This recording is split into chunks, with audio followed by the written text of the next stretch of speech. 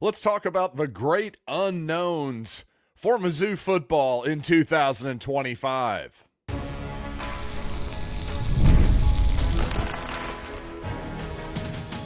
You are Locked On Mizzou, your daily podcast on the Missouri Tigers. Part of the Locked On Podcast Network, your team every day.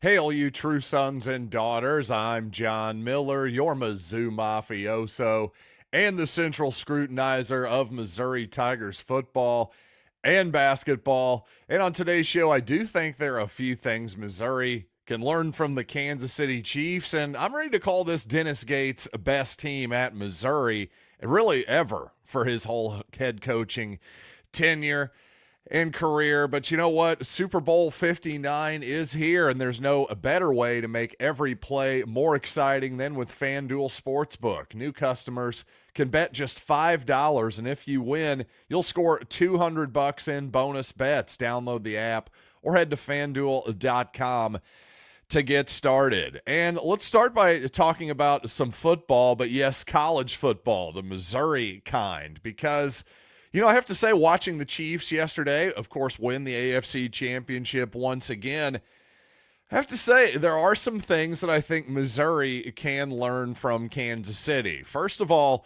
even if you don't have the best offensive line in the world or the best collection of receivers, weapons, running backs even, that type of thing, which is fair to say about the Chiefs, especially for most of this season, well, it turns out your quarterback can solve a heck of a lot of problems, especially if you've got a good defense to go along with it. So obviously for Missouri next season, if you want to say that Bo Pribula is the biggest unknown of all, well, I would have to agree completely. Of course, the transfer quarterback from Penn State, I have high hopes for Bo Pribula, but I'd be lying if I said I knew exactly what to expect from him. I think everybody would be going too far if they said they knew what to expect from Pribula.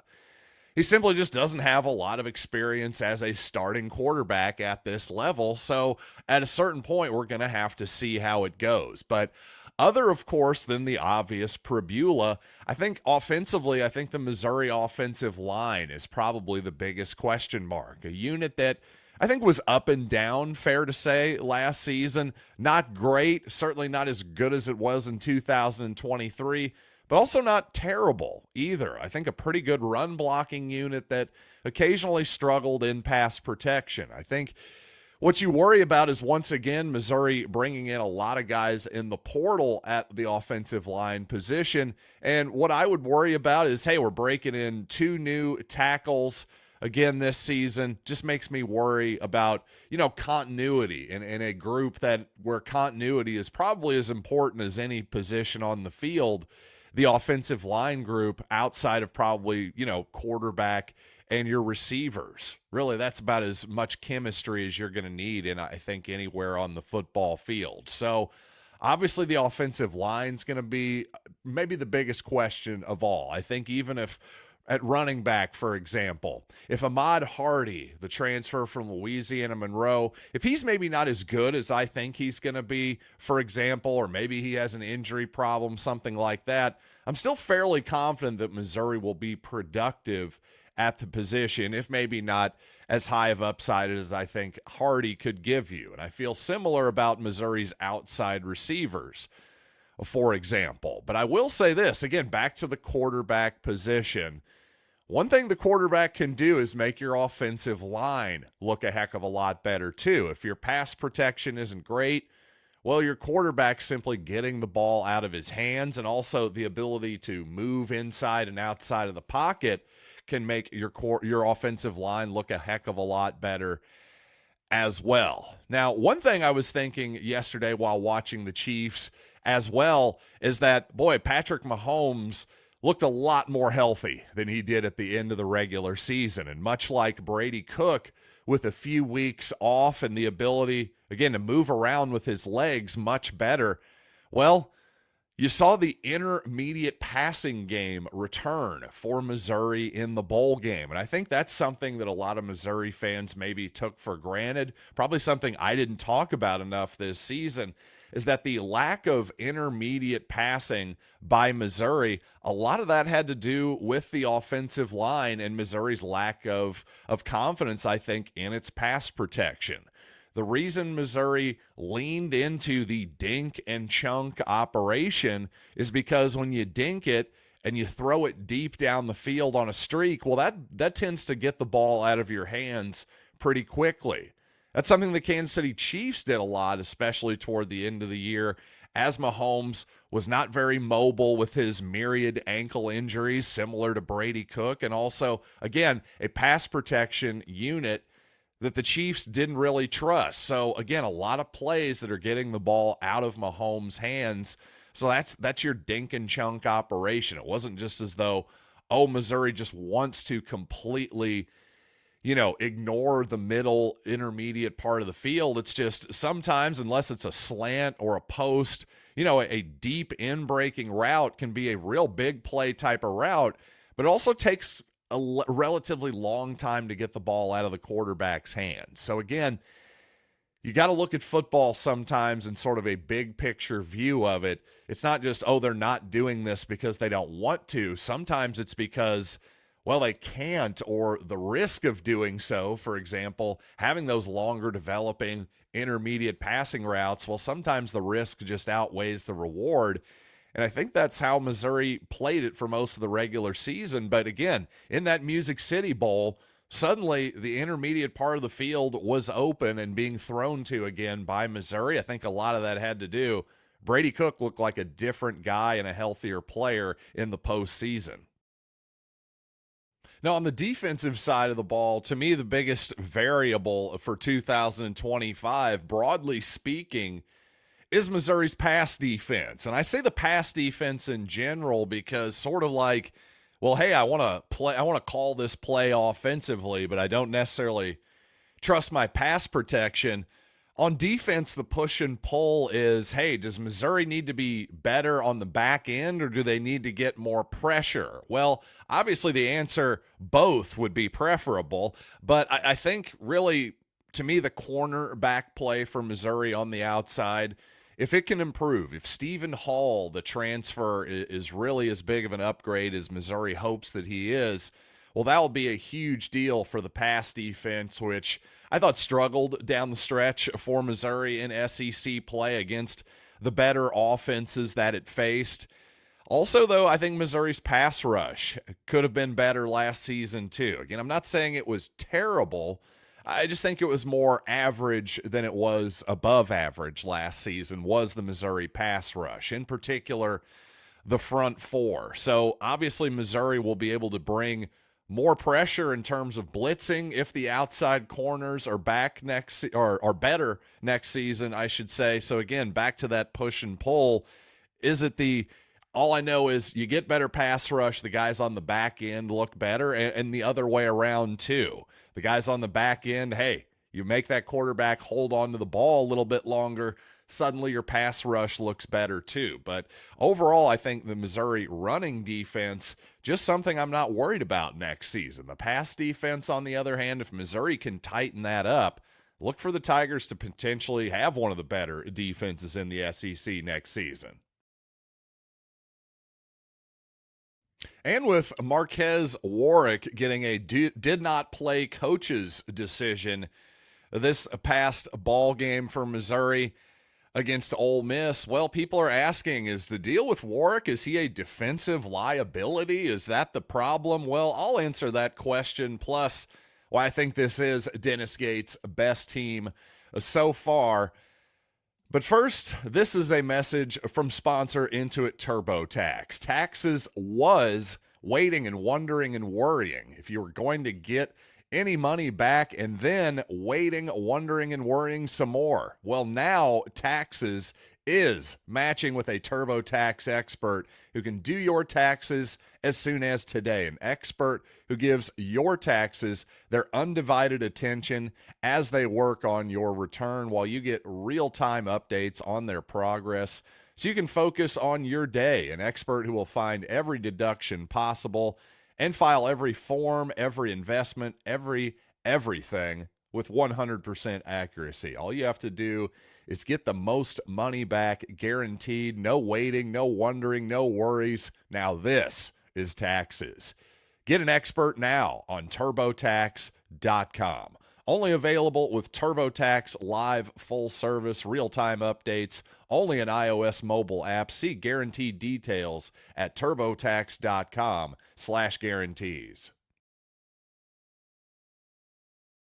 Still a long way to go in the season for Missouri basketball, obviously, but I'm ready to say this is Dennis Gates' best team ever as a head coach. Of course, including Cleveland State too, which isn't going that far, although a couple conference championships for Dennis Gates at Cleveland State. But I'm sure some Missouri fans will be saying, now, wait a second here. The Tigers of 2022-23, Gates' first season, they did win 25 games overall, and they did go 11-7 in the SEC.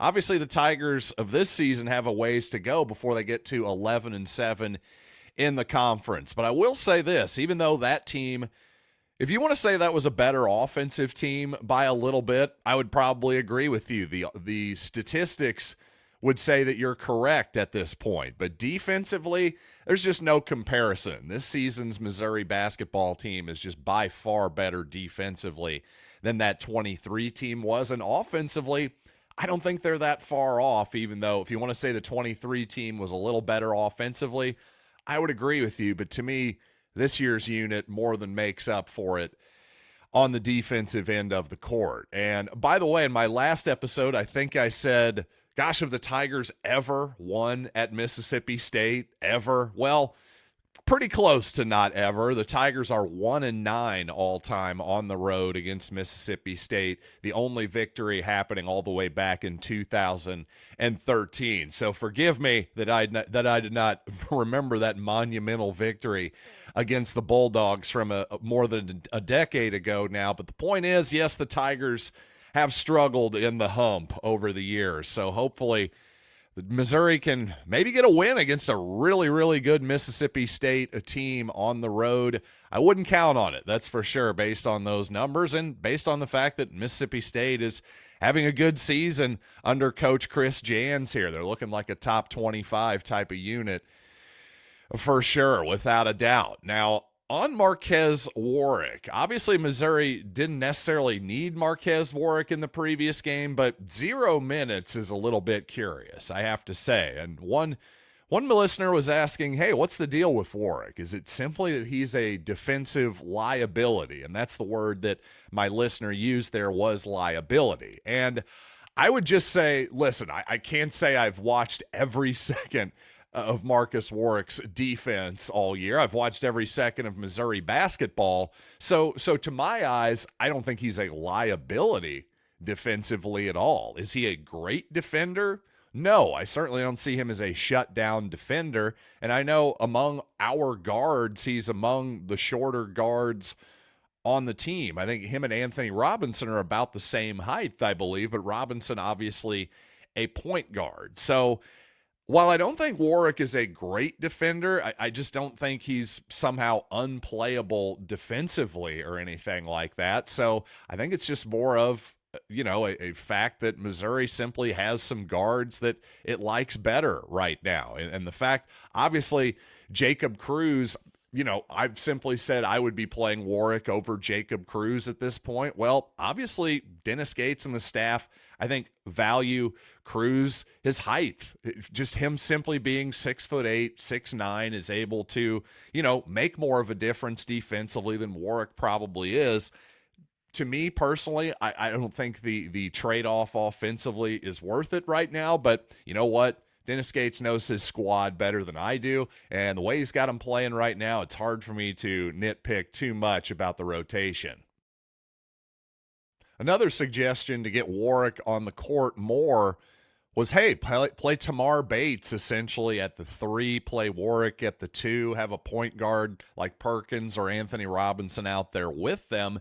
And again, I think quite simply, Missouri values the length and defense sort of like Jacob Cruz, but obviously more so of Trent Pierce at the 3 spot. I think one of the reasons Missouri has improved so much defensively this year is quite simply they're just longer and more athletic than they have been the previous 2 seasons. And it's not even close. And Trent Pierce is a big reason for that. And obviously Missouri, a better rebounding team with the 6'10" Pierce at the 3 spot than, say, Warrick, Tamar Bates, somebody like that. So even in a game like against Ole Miss, where Trent Pierce actually really struggled offensively, missed all 4 of his 3-pointers, had 4 turnovers in the game too. So obviously an ugly offensive rating for Pierce in that game. And yet he still led the Tigers in minutes with 33 minutes in the ball game. So that just shows you, even when Pierce's shot is off right now, he's not really finding his offense or even turning the ball over way too often, quite honestly. Obviously, there's something that the staff values here, and I think they just value length, size, athleticism a lot more than maybe they've done in the past, or maybe they've always valued it this much. They just simply didn't have as much of it on the roster last season, for example. And since I didn't get there in the immediate post-game aftermath of the Ole Miss basketball game, well, let's talk about the officiating a little bit. I have to say, I was pretty cool with it in the first half. It was definitely a let-them-play type of basketball game, maybe even a little bit too much that way, but honestly, I can live with that, other than the foul fest that we got in the second half. Somebody semi-sarcastically commented at halftime to me that, well, look, get ready for 30 fouls in the second half combined. And honestly, though, that person was not very far off. And I will say this, just because Kevin Love of the Cleveland Cavaliers one time about a decade ago got his shoulder separated on a hook and hole type of foul, so that means that for the rest of our lives, we now have to be subjected to a replay review of a hook and hold in seemingly every college basketball game as well as professional basketball game, to me is going way, way, way, way too far. Frankly, if that's the standard, oh, somebody got hurt once, so we got to take this out of the basketball game. I don't know. I've seen people get hurt in the NBA on other plays as well. In fact, recently, Jayden Ivey of the Detroit Pistons, well, somebody was diving for a loose ball and basically just dove into that guy's leg and snapped it. Like his tibia just went break.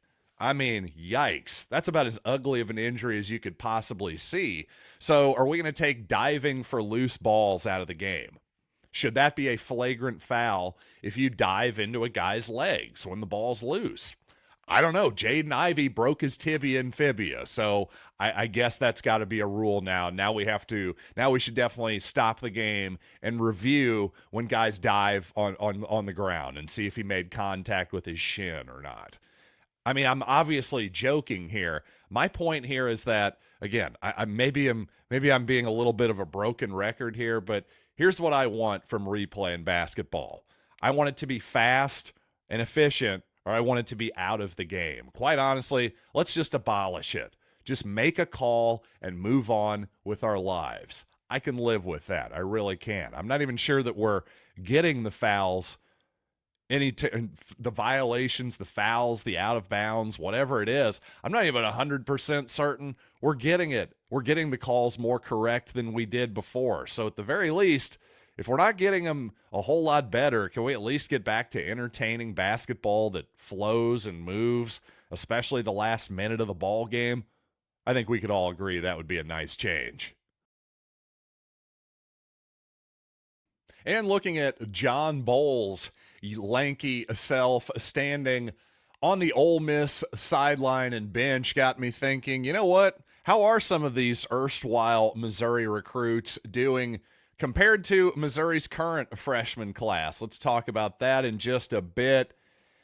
But first, Super Bowl 59 is here. One game, two teams, endless possibilities, and there's no way to make every play more exciting than with FanDuel Sportsbook. Whether it's predicting the first touchdown, calling the MVP, or even betting on the coin toss, FanDuel makes it easy to get in on the action with live betting all game long. You can adjust your bets as the game unfolds and feel the thrill from kickoff to the final whistle. The live betting feature lets you stay involved no matter what happens on the field, and it's super easy to navigate.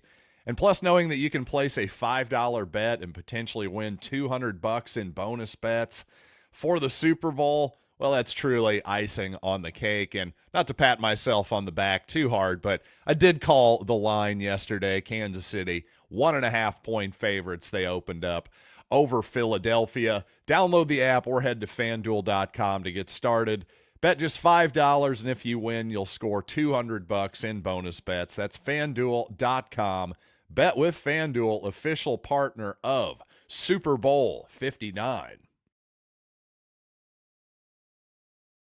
So in the Ole Miss game, I thought it was notable that John Bowl, who Missouri recruited pretty hard for sure, well, he played 3 minutes in the basketball game. Peyton Marshall played 1 minute. And comparing those two specifically because these are two big men that were ranked right around each other. A couple guys from Overtime Elite, by the way, too. I think two guys who are really, really talented who simply need some time to develop. I don't think anybody should be shocked that either one of them is not a finished and polished product yet. I really think Peyton Marshall could break out as soon as next season, though. So just if you think, well, I'm being too nice and, patient with Peyton Marshall or anything like that, I'm just telling you, somebody like John Bowl ranked right around him.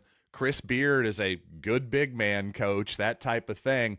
He's being patient with him too. Look for him to look different his sophomore season down for the Rebels as well. By the way, Jayden Quaintance, a guy who was an early enrollee in college, really, really high prospect that was looking like Kentucky and John Calipari was the biggest competition for Quaintance at one point. Of course, Calipari ends up in Arkansas. Quaintance ends up with Bobby Hurley and Arizona State. So far here, his freshman season, Quaintance playing a lot of minutes, a lot more minutes than Marshall or Bowl, for example, which isn't too surprising considering he was a higher prospect for sure, like a top 15 type of prospect, and he's playing about 75-80% of the minutes for the Sun Devils. So that right there is already impressive on a team that's on the bubble, by the way, like, probably 60, 70, something like that. They're probably not going to make the tournament, but they might with a strong finish